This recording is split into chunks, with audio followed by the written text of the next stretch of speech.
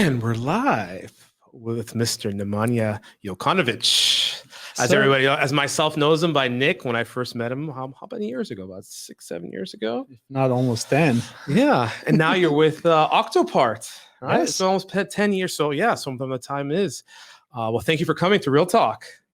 Thank Thank you for having me. us. Thank you for being our guest. One of our actually Real Talk, I think, podcast number 5, and we're moving along. Slowly but surely. Slowly We're but here, surely. here we are, right? But I'm glad you're on. I'm glad you're on because actually you are, no matter what, as I said, as I announced, you're the one, the youngest veterans in the industry, right? But you are a veteran and you've been in this for many years, and also you've been an influencer and you're connected, and you actually influenced me a lot, many years back. You came in working for different companies, worked for Penton Sourcebook. So I really love joining us. I wanted to bring you on because, as I said, I think you're full of knowledge. I think, yeah, You'll are be the full of first knowledge. one to say so. But moving forward, but I love your story. I mean, your story is, how you were introduced to the thing, and actually starting from, how did you come? I mean, as I said, you originated. Where's your origins from? Yeah, it's. Do you want a short version or a long version? Let's give the medium version. So your origins. Give us your true origins. Where? So I was born and raised in Serbia, right? Okay. Former Yugoslavia. And I moved out pretty early, and everything, even up to today, I owe a lot to sports, right? And I'll touch upon that as we speak. Yeah. But I moved out when I was 15 to Budapest, okay. and so I lived in Budapest for 4 years playing professional water polo. Went to an amazing Serbian high school in Budapest, Nikola Tesla. Nikola Tesla. Yes. Oh, so this is things are coming full circle. Wow. So I went to Tesla High School, and it's been a lot of fun playing professional sports at such early age. And background itself is pretty interesting. What water polo brought me over to the United States. Junior year of high school, Division I school. Over by my now stomping grounds, right? Yeah. Closer to Malibu, brought me over to train with them and said, hey, we want you, join us, scholarship. And here I am, right? Wow. I mean, that from bringing you back, but that's fantastic as a kid, as I grew up in Serbia and then playing a sport, and then everybody coming to America, that coming to America story. And sure. So what age did you move here to America? 18. Yeah, packed up my bags. My parents gave me the fullest love and support. A couple of $1,000, right, and go get it. And that's exactly what I needed. I needed their motivation, their support. Sadly, right, the deal for the D1 school fell through. Okay. So I ended up going to Long Beach City College for 2 years. I guess learning English, right? Yes. So went through the ESL program and trying to be the best student that I could possibly be because I couldn't get the scholarship money since playing pro, right? And where that took me is my grades. I later managed to transfer to a school I love, Long Beach State, and studied economics. Go Beach. Go Beach. We're local. Go Beach, yeah. Sure. So, that's graduated with a degree in economics. I'm very thankful to some people that got me to the point of graduating because I just couldn't afford the full tuition at the time. And what the funny part of that was the department head of economics told me, it's like, look, if you keep up your grades, the econ department will sponsor you, but you have to do it every semester. We're going to sit in my office and we're going to go through your curriculum, your grades. And if you're above, whatever it was, 3.5, I think at the time, it's like, yeah, we're going to sponsor you. And I did it. I graduated in 3.5 years. Wow. As I said, that story is phenomenal, and that true coming to America story. So as a course, did you have you had a visa, right? Student visa. Student visa. You graduated from Long Beach State.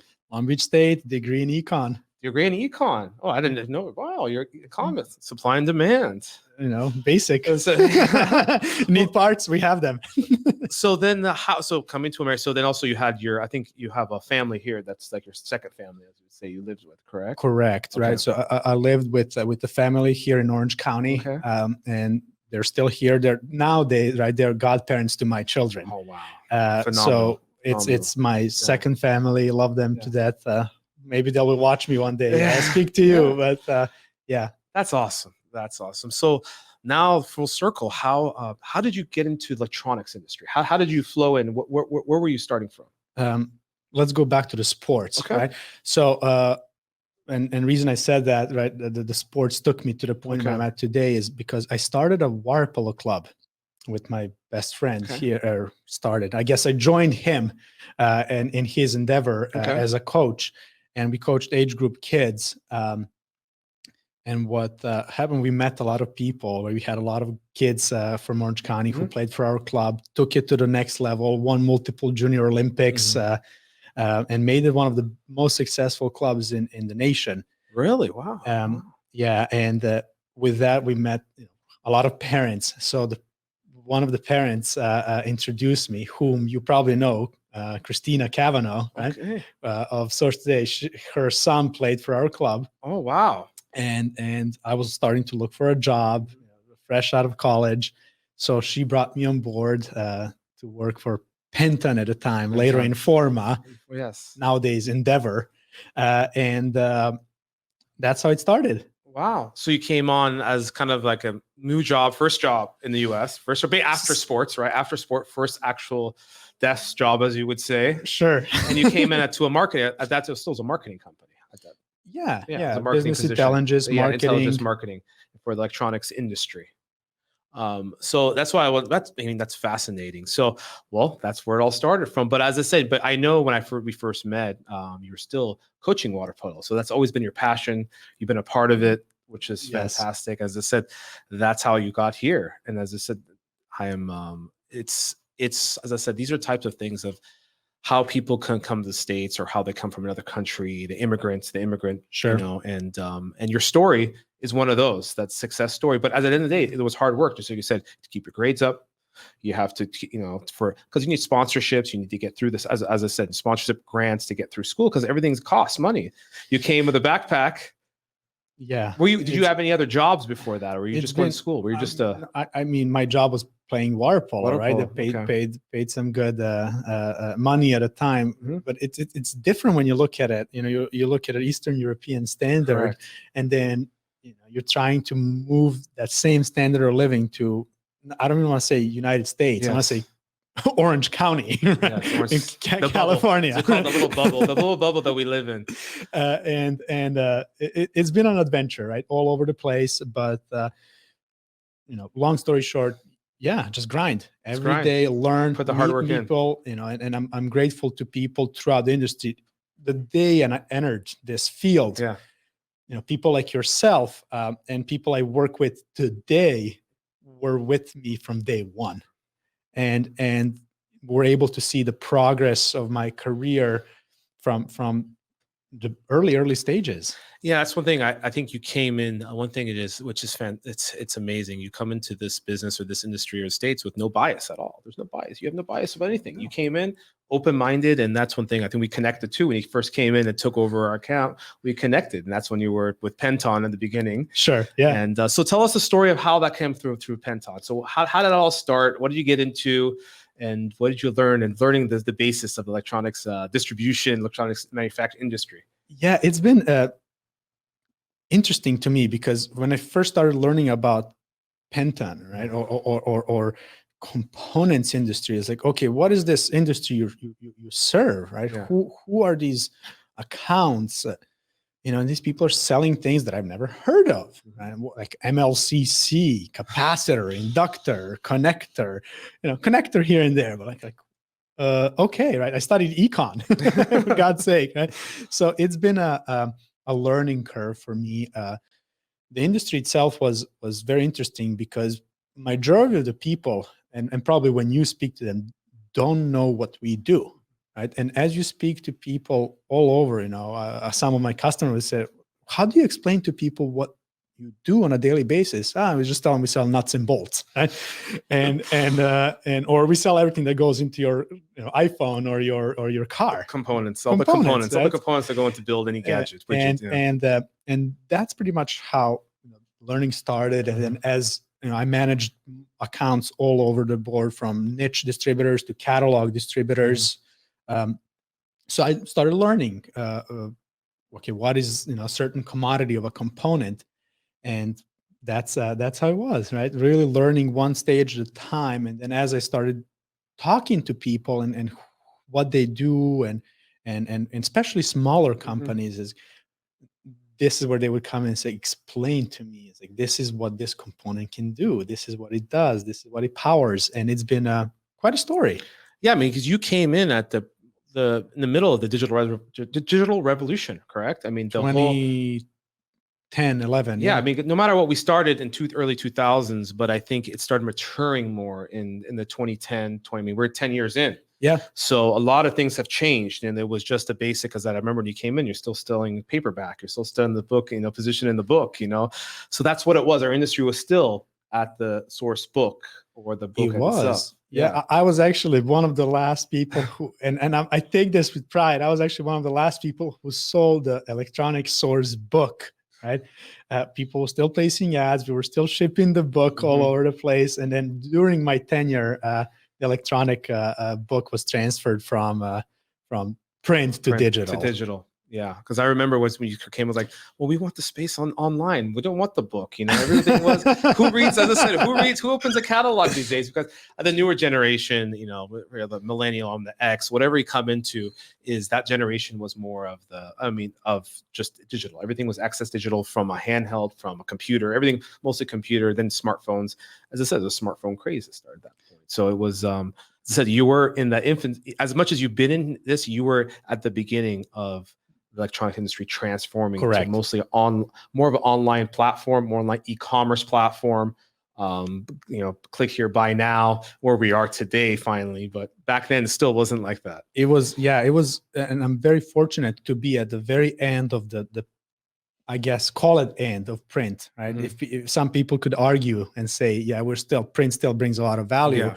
But in our industry, when the source book was transferred to digital, it's, I've been fortunate enough to be a part of that, and go all the way through nowadays, talking newest APIs or whatever it is.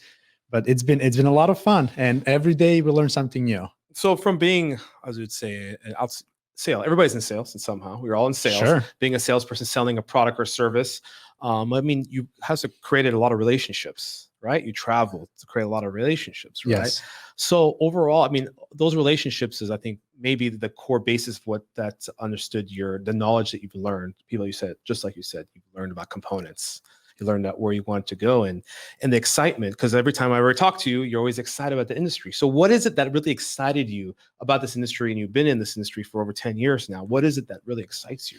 I don't know if it's necessarily related to the industry itself. Okay. For me, the aspect I loved the most was meeting new people, right? Yeah. Really traveling across country, meeting new leaders of distributors and manufacturers. Was what motivates you? What kind of a person are you? Who are you? Who stands behind your brand? The brand. Yeah. It was more of a learning experience for me, and I think even today, and why I'm back where I'm at is because I want to continue that. I truly enjoyed it, and meeting people, talking to people, is something I really love, and that's why I'm even here today, right? Yeah. Because I haven't seen you in a while.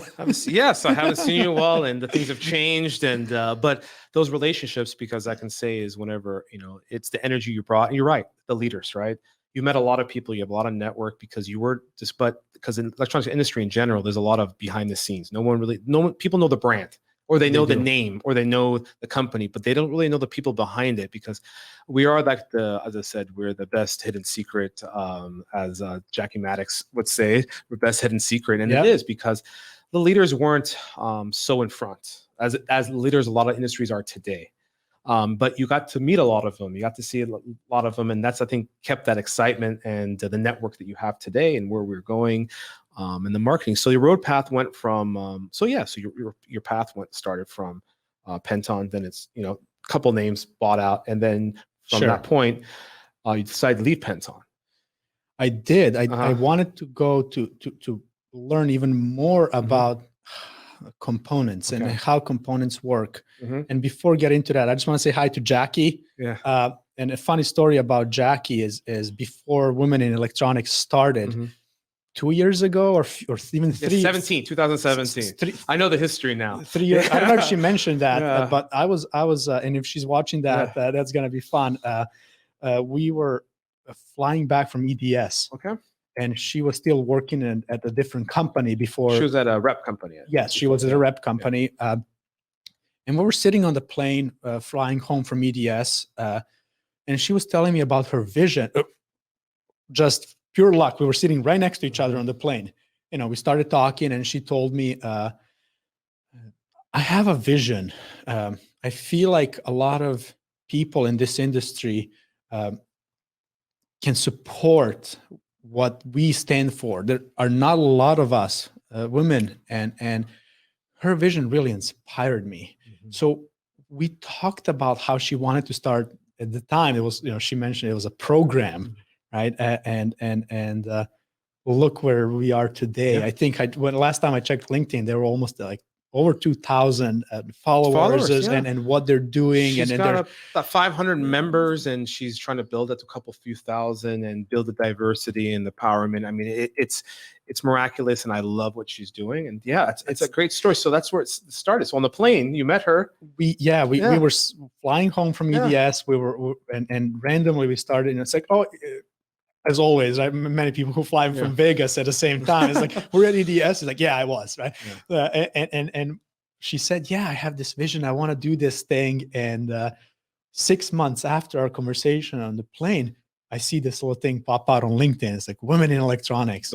And now we have this amazing movement of women who are empowered, and it's amazing to watch it. And I really wish her the best of luck, and hope we're gonna chat again Jackie, soon. you're watching, if you're listening, we're gonna get this clip and send it to you but that's these are the relationships, right? These are the stories that you remember on a plane, our trip on a plane. You don't really know each other, and you got to really get in depth of the vision and the spirit and and also the encouragement of going outside the box, because there, as we all know, our diversity isn't so large, as Jackie said, in our industry, and we are now trying to get the new generation coming in to build the diversity.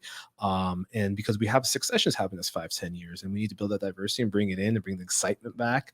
And as I said, you are the oldest veteran, but as being the younger generation, but the excitement's there, and that's what feeds off me. I feel you, as I said, your energy is contagious. How you love this business, I love it, and that's what this feeds to me too. I feel like for me it was more love for people. I really love what people do, and everybody knows all of our brands in our industry, right? We, as we said, we are the biggest, smallest industry in the world, right? We influence economic turns. At the same time, we all know each other, and people who buy, who integrate, who create, develop, not necessarily know who we are. And you see today, Octopart, probably everybody heard of Octopart, but who are these amazing people behind Octopart and its vision, and why does everybody know Octopart, right? And that's what it's about. It's the people. I think that's where you bring it to the point. It's let's introduce everybody to what is Octopart. Octopart is, the way I like to call it, is the Google of electronic components, right? It's a search engine where everybody can come, search for electronic components, and find exactly what they want the way they want. It's pretty much our mission. Free, no cost to our users. So what is the platform? What type of services does the platform deliver to the user? In a sense, people can come to Octopart, search for a part, right? And we will display them with manufacturers and distributors and pricing and availability for the component they searched for. As I say, put in the aspect of being a design, as an engineer, design engineer running. So how would, as it first, we have sourcing and buyers, and also engineering. So how does that basis for engineers work? How does that catalyst go for engineering? It really goes a long way, right? we are owned by the largest PCB software company in the world called Altium, Okay. right? Which we power with our product availabilities and pricing. Okay. So when an engineer is designing a PC board, they can see what we carry, who carries what in stock at what price point. And this is where Octopart got into play and can help people find components easily at the best price available in the market. I mean, there are, as you know, there's competitors out there. What are the core competencies of the platform? One thing that always, and I've followed Octopart since its Inception, infancy, yeah. and one thing that I think always segregated Octopart from everybody else was the user experience. Sure. You can really come to the page and find what you wanted easily. Over time, you know, I recently joined the company because of its mission and most importantly because of the team who stands behind Octopart. Is, you know, an amazing API, an amazing catalog, a BOM tool, whatever that is. It really made Octopart stood apart from everybody else, and most importantly, that user experience is what I think segregates them from everybody else. Searchability, how people can search for products, type in whatever you like, Octopart is still going to return the same result. Yeah, because I think that's a great explanation. Because I think you've actually been in distribution field. I think you had a couple of years, actually 3-4 years in distribution field to understand what the other side, not just the marketing side. Exactly. So I think that gave you a good grasp of the search engine capabilities and who, you know. Exactly. You know, we touched upon Penten. Yes. And you know, before we started with Jackie, I wanted to go back into I went to the distribution side. I was a director of marketing for 2 distributors and really wanted to learn how it is and how does distribution work, learn the network, learn the channel, you know, learn the overall from manufacturing, lead times. How does the lead time impact? How does material impact, you know, delivery? And it's been fun. And then later, you know, in my career, I really wanted to go back to the digital internet side and apply the knowledge I can bring on from the distribution side and help those distributors market themselves better where I'm at today. Correct. So moving forward with Octopart, since I've used the platform myself, and how has it evolved? I mean, since you're still new, but you've seen from the infancy and building up the platform the last, I mean, I think it's not, how many years old is Octopart now? How many? Octopart is 2006. 6. Okay, so that's many years. There's a lot of data, a lot of information coming in. So coming to that point, how has it evolved? And today, as you use the system, the data, at the end of the day, data is key. The data analytics is key. Data it is. And so how does the platform work for as first of all, you have a user and then you have an advertisers, right? So how do those work? Can you explain me both sides of it? User, as we say, search parts and find. You search parts and find, right? Okay. And it's free. The way we function, the way we buy our bread is our distributor partners pay for clicks. Okay.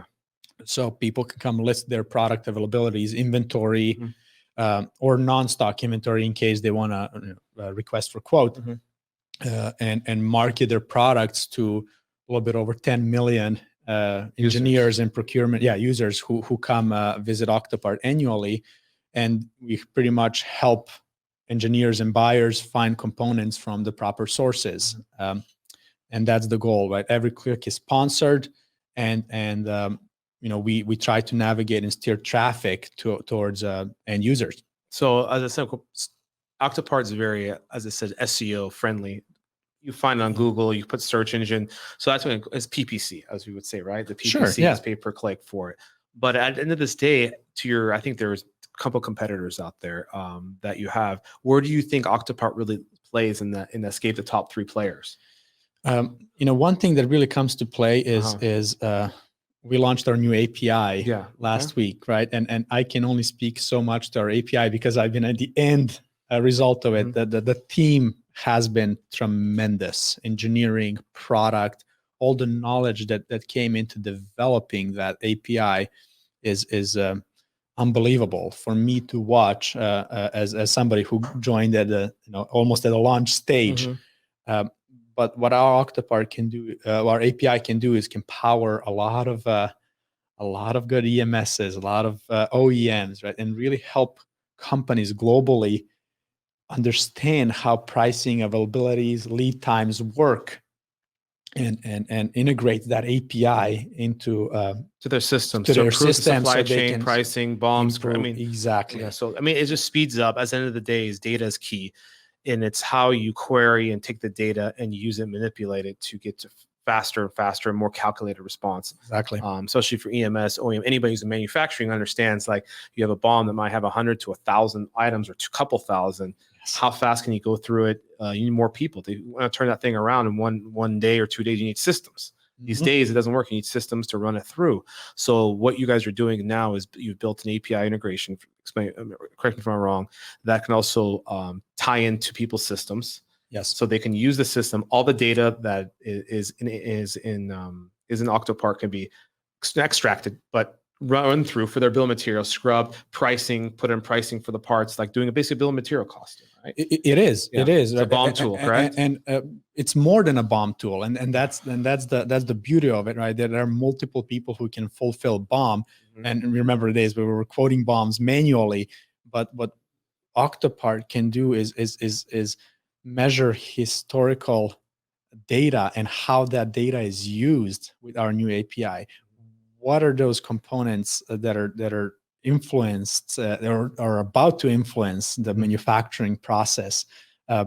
It's a really powerful tool. It's a secure tool, and more so than pricing and availability, people can download data sheets. People can see product attributes, product specifications. What I think this new API is capable of is pretty amazing, because we can segregate it either way. Maybe you don't want to see pricing and availability if you're not an EMS or an OEM. Maybe you only need help with product attributes to power your website. We can do that. Okay. Right? And what makes Octopart API different is the fact that everything you see on our website, parametric search, we can give you that capability to integrate to your own website. Well, that's fantastic. So do you guys amazing. Also coming as a buyer sourcing, going through end of life, do you guys have end of life cycles, or if you put it in date code? I mean, no, I'm saying because product cycle is a big thing now these days, right? Yes. So that more data for making decision of what component to use, multiple in the AVL, right? There's multiple items in the AVL, which part number is going end of life, which one is not, or there needs to be an alternative for it. So it can do all that. I mean, can it do all those type of services for the BOM management tool? Yes, okay. Yes, it can. And the beauty of it is, again, right, you get to pick and choose. It's kind of like an a la carte, right? What do you need our API to serve you for? And that's the beauty of it. So you can customize it for the usage. And it's always being innovated and developed. And the beauty of it is because how we develop product at Octopart is a bit different. We actually develop it based on, we listen to our people. We listen to our customers, right? And based on the feedback that we receive from both the user side and the advertiser side, we apply it and sit down with our engineering team, with our product team, and say, can we make it happen? And if we can, that's unbelievable. So that's how API was born. Right? Awesome. By listening to what people needs are, because ultimately that's what made Octopart. Octopart is serving the need of a greater electronic component community. Awesome. No, it's amazing. That's exciting for where we're going now in this age. As we're now going into pandemic, the COVID. Yes. So how, as I said, let's turn this back a little bit. How is have you guys seen the data and stuff in the pandemic disrupted a little bit of supply chain and the searches? So everything's mostly. Have you guys seen an uptick because of that? It's an interesting thing because we were looking at it a couple of months ago and saying we actually had a very good slide during our own internal conversation, and it was Octopart was actually measuring how performance in the world went. When Europe shut down, we saw the slowdown in Europe. US was performing really well, and you could literally see it on the graph. And then Europe so was slowly starting to open up. US was going into shutdown, so you could see that. So that was like, oh, March, April, right? So you see its own curves. You could see the curve, and Yeah. then end of May, we slowly started seeing that back steady, slow growth.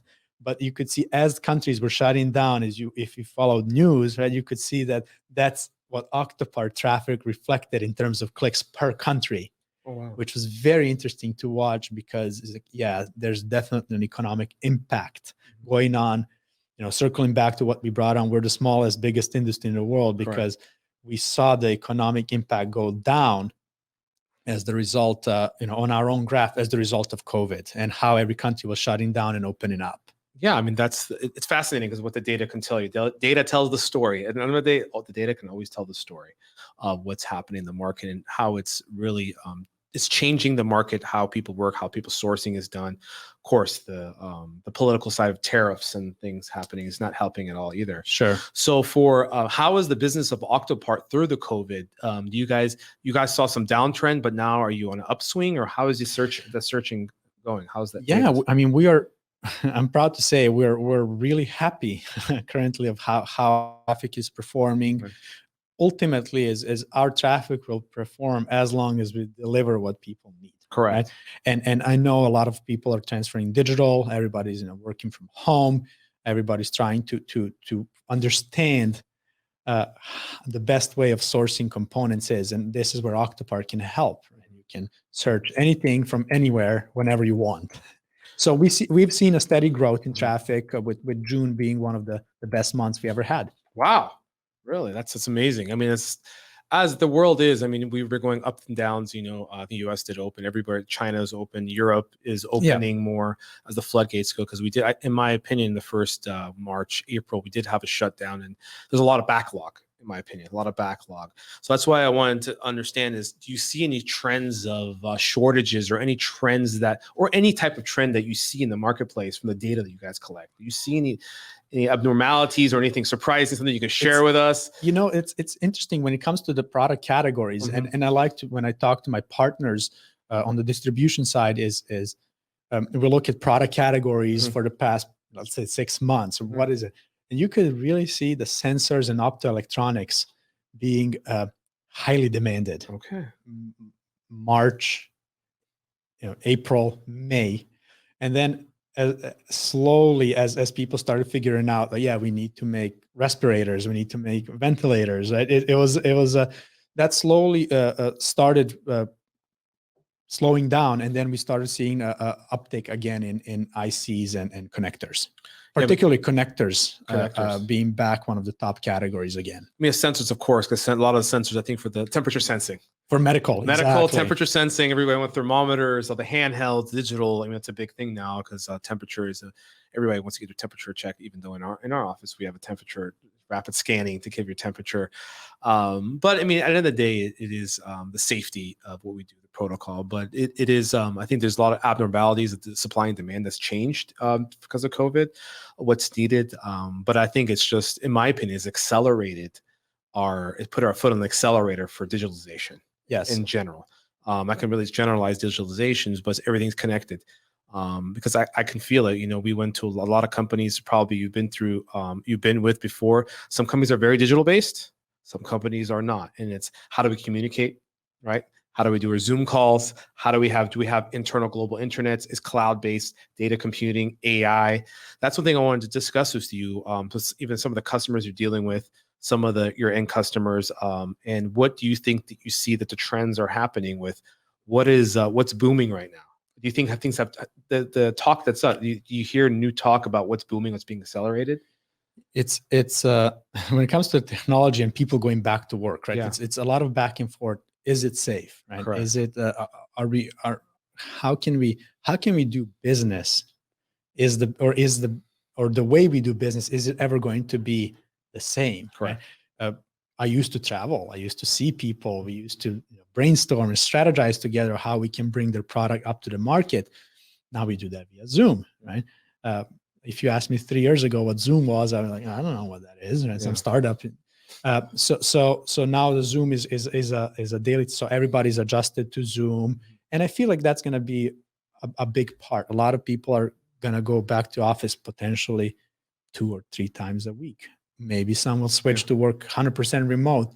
But overall, the conversation is always of when are we going to go see each other again? Is it going to be possible? But in terms of technology, people are really trying to do their jobs and business as usual, right? Because nobody's even now adjusted to it, right? Yes, we have safety protocols, we have the entrance, we ship, but sales are at home, right? Working from home, so marketing is working from home, and this is how we're going to try to learn the new way. Yeah, I mean, as you are as account manager, salesperson, sales executive, anybody sales person on the floor selling a product or service, at the end of the day, you were selling, I mean, kind of door to door. It was in person. It was doing presentations. It was showing information. Now everything is digitalized. So that demand for digitalization just thinks for, okay, there's going to be more cameras needed. There's more laptops or more types of tools, software tools, especially for not only, I think, Zoom, but Teams. Microsoft Teams is big now. Yes. It's very big. And it's a lot of the WebEx, all the things that are there, they're very big. And that transformation also demands more hardware. Right. So that's on the thing, to see that data that can tell us what's happening in transition. Because I think we've been accelerated. My opinion is probably 2 years than we were going to be. And in all industries, all people, the way they work, the way they think, the way they buy, the way they consume. Because there is a lot of fear still out there of what we want to do and how we want to buy. But for our industry, we're the core of the hardware that goes into from all the way from space products, aerospace defense, all the way to consumables that we had, handheld products, cell phones. Sure. It's just going to increase the demand on that point of being, and it's mostly the hardware is there. It's just more software. Software's coming, but at the end of the day, the hardware is transitioning with faster processing, better cameras, better communication tools. These are all the things that are happening. Also, data computing, the data side of cloud management. Yeah, servers, data centers, and these type of things that really what I also see and what I've been noticed that the demand is increasing for big mainframe server centers, data farms, because at the state people don't want to store anything on premises anymore. Put it on the cloud. Put it in the cloud because it says redundant, AWS, Microsoft Azure, all the big guys. Plus, there's so many people in this field. So that really is changing the world of how we look at things. And that's why I want to understand for what do you envision in the next 2 to 5 years? What do you think that's going to happen? Of course, you have your job at Octopart. How do you think that this system's going to work? But what's your as I said, what's your vision? What's your future outlook? I mean, what a time to go digital. Yeah. Right. And whoever predicted that, that this would happen, if you adjust the organization, maybe a year or 6 months before this whole thing started to go digital, it's amazing because you could actually adjust your company, not lose as much or keep up with the trend. I think it's just going to keep going digital. It has to be. For us at Octopart, we are really trying to help that digital movement, helping people find components online, and that's what has been a great thing for anybody who's been in the digital world, because nobody's nowadays sitting in the office picking up the phone and ordering parts. You go online, you search, whether regardless of who you prefer, you need to find parts, and you might do it from a place that you're not adjusted to. And that's where I think a lot of upswing we're going to see in the digital search world. Yeah, there's that B2B, because the B2C, the Amazon style. Of course. And, I can say for myself, I was sitting in the ERA conference in February. There's a lot of people in there, and they had some breakout sessions about digitalization. And we're talking, a lot of that talk was like, oh yeah, you can't buy electronics digitally. You can't get all the information digitally, or you can't do this. There was a lot of pushback. Some people, my feeling, yes, it's going to go digital. There's API integration. It's going to be AI. There's stuff that can think for you. You can't really replace the engine. You can't replace the engineer, but you can replace the purchasing habits of how you purchase a product or acquire a product somehow, right? It would be digital, it would be through a video or through a Zoom call. And sometimes as AI grows, the parts might be chosen, and you just say, okay, the system says this is the best fit, best price, best delivery. It did it for us. the person doesn't even do it. All they do is, okay, press it and approve it and it purchases, right? I even know companies, even nowadays, companies that just buy because through API. Yeah. Two systems are connected. There's an API signal, Mhm. right? And it says, this is the best price. This is the quantity we need. It's matched. Issue the PO. Yeah. It's all digital. It's all digital. Yeah, and it's mind blowing to think that we used to send POs, a process, manual PO, write a data entry, that the systems are talking to each other already. They are, and it's just one person as a click here, buy now is the Amazon famous thing, but that's what it is. Okay, this makes sense. It's buy. We need the parts here. We have a build. We have something happening, whatever site we need it on, and it's gone through. Which, sometimes defeats the purpose of doing that impersonal, the phone call, everything goes out of the way. But at the end of the day, don't get me wrong, there is a reason for everything. In person or doing price negotiations is one thing. But some days when you need to do something quickly, you need a quick build, that convenience, that small price difference of 2 to 5%, that PPV as it would cost, is not a big deal for the company. It's like, you know what, it'll take us 3-4 more days. We'll just pay it now, pay a little 2 for 5% more, makes sense. Ship it to us. We don't have to worry about all this back and forth. Yeah, I mean, don't get me wrong, right? It's easy to, you and I are talking here and saying, oh, it's easy now. We see the systems, talk to each other, and when one just issues the PO because of the API signal, yes, that's all. It's going on a daily basis. That theory and the practicality is happening. It's happening. But the thing is, there's a lot of work behind scenes, right? Making that happen takes a lot of people, takes a lot of effort, takes a lot of negotiation. There's a lot of talking, a lot of Zoom calls, but eventually, as we get used to it, I feel it's just going to get easier because API is just going to continue to evolve, and I just wonder what the next thing is. Yeah, right? I mean, even our industry is what we're doing now. We're doing a podcast informing people of what's going on in the world. Because as I said, we are the best hidden secret. Come back to that again is because our faces, the leaders, the people aren't in front of it. So no one really knew who we were. It's just like you said, what do you do? What kind of company you work for? I sell components. What about our components? Electronics? You sell, TVs? TVs. See, it was very hard to define, and then you work a supply chain. You work for a marketing company that sells to distribution companies. At the end of the day, I always say, all the components that build any type of electronic gadgets on the PC board, that's what we distribute, design, supply chain solutions. And they kind of get it. But most of the people, I would say, majority don't really understand unless you understand components. Yeah, I mean, unless you're talking to an engineer or rarely somebody in the supply chain world, it's like, oh yeah, what do you do? Well, I sell real estate. Yeah. And I was like, well, okay, yeah, makes sense, right? Yeah, I mean, in my opinion, it is also to make it attractive and to acquire more talent, and that's why I love talking to you is because you have your excitement for it. It's fun. The people, you said. One thing is the people. It's the people, and that's one thing. In my opinion, is we need to get more of these people in front of a camera and speaking to bring in the new talent into our industry, because our talent, we have as I said, a aging demographic that we need to replace them with new talent coming up. And how do we bring more and more awareness to the industry? And for myself, as we're doing this, the real talk is talking about the industry, talking about the positives and all the action, but also bringing in awareness. What's out there? How can I bring that engineer into the hardware instead of him going to the software side? Because software, in opinion, software is the sexy part. Because software, all the Googles and the tech and all of that is the fun, right? But the fun is actually the raw building the device, putting it together, building a rocket, the SpaceX, sending the satellite to the moon. These kind of things. It's unbelievable. When I was on the distribution side, I worked for an interconnect distributor, niche company, and the things we were seeing, the connectors we were designing into were amazing. I mean, we were designing things into a self flying autonomous flying vehicle up in San Jose, right?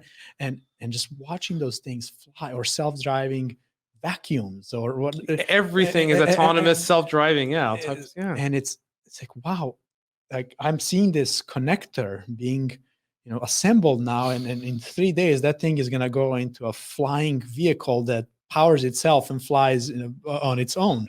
It's amazing. And this is the thing, and I feel like a lot of people who work in our industry are actually proud of that, and that awareness is something we need to advocate for, because yes, we are actually the people who put those components into the rocket or into the car or self-driving, next self-driving thing. And that's the beauty of this industry that people still don't get unless they were in it. I agree with you. I think a lot of the people in the industry understand where they're selling to, where they're going to, the product they're making. But there's a lot of them that are just selling the component, don't understand where it's going or ask the questions. Because also in these days, there's a lot of secrecy because what are they making, right? But at the end of the day, EMS makes, I would say, 60 to 70% of all the products are made by EMS, Sure. and then the OEMs design and they make some of it on their ends. But it's making that sexiness coming about. What is that product? Autonomous vehicle. Hey, cars these days are using more electronics than any other thing in the world. The cell phones do, but cell phones are tiny. Imagine the cars. How many capacitors, resistors, connectors, the cable, how much cable is used in just vehicles these days compared to how it was, everything was manual, or saying everything was mechanical, right? Sure. Everything is not mechanical anymore. I mean, the Teslas have really proven that, the most simple, just say their Starlink, their Falcon 9, if you saw that go a couple months ago into the sky, you saw the cockpit, it looks like a Tesla. Did you ever look, if you ever looked at 3 screens, right? the old rockets that fly to the moon, you see everything's mechanical. All the little signs, even planes these days that have so much different instrumentation is mechanical. But I think Tesla and a lot of other companies out there, or SpaceX, as you're saying, Tesla, SpaceX, and a lot of companies are showing that the digitalization is happening. The hardware is there. The reliability is there. The software is there to take to the next level, that everything is more smoother. It doesn't have to have so many moving parts. The less moving parts, the better it is to have less failures, right? It's it's funny to me because speaking of that flight, my daughter she's 3 years old. Yep. And she comes to us and we watched it all together, and she comes to me, wow, can I be an astronaut? That's right. And all she sees is 2 guys sitting out there and looking at 3 screens. That's all they had. And I'm like, wow, this is amazing. I'm just watching little brains think about it. She grabs a little toy and says, Daddy, I want to give this toy to the astronauts. Yeah. And they're going to space. And it's just fun to watch where the world is going. I think you hit the nail on the head right there. I did this. I joined with my daughter as well. I have it. I did the same thing because I remember when I was a kid, actually, it was not the most, but I was in school. I was a Challenger, actually blew up in the sky. It was just back in the 80s. It did. And it was a big thing, but still space flight was a big thing for me. And sitting with my kids as well, I have 3 and a 4-year-old, similar to yourself. Very similar, in the really same stage. But it was amazing. I'm like, oh my God, look at that. Look at how it is. I share that time and say, I want to be an astronaut. I want to be something. What does it take? I think that gives kids more hope. Yeah. I think we went through a couple 20 years if we didn't really see that. And today the technology out there gives kids more hope to be somebody, engineer, build something, be innovative, be inventor. These type of things that give more hope to society that we're evolving. Yes. We're in another technology revolution, even though we're going through digitalization phase. Everything's digital, everything's cloud-based, but it's going to be that digital revolution. So, but thank you, Nemanja. This has been awesome. Thank you for having me again. Really cool. I am so excited to talk to someone. Energy you have is contagious. You love this business. You love the industry. I love that. And that's what I said. Hopefully we can build this awareness, bring more talent, bring the industry to another level, and put the face with the names of all the people out there. So thanks again, guys, for watching. Thanks for coming along. And remember, be smart, be thoughtful, be generous. I'll see you guys again soon. Thank you. Bye-bye.